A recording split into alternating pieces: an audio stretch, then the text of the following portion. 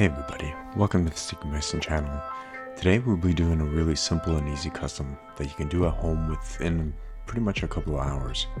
I bought a pair of Adidas Alphaedge 4D from StockX, way below retail, but I was not really a fan of the mint green midsole.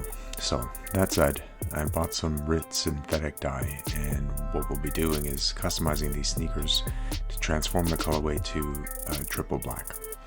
To do this, you really just need to follow a few simple steps, which consists of the dyeing process itself, rinsing, drying, and then finally applying finishing touch-ups. For this custom, you're going to need the following: synthetic shoe dye, in this case I use RIT, a paintbrush, rubber gloves, aluminum baking pan, boiled water is something that you're going to need, as well as a tea kettle, preferably an electric one.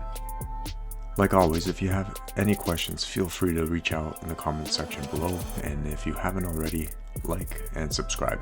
Thanks very much.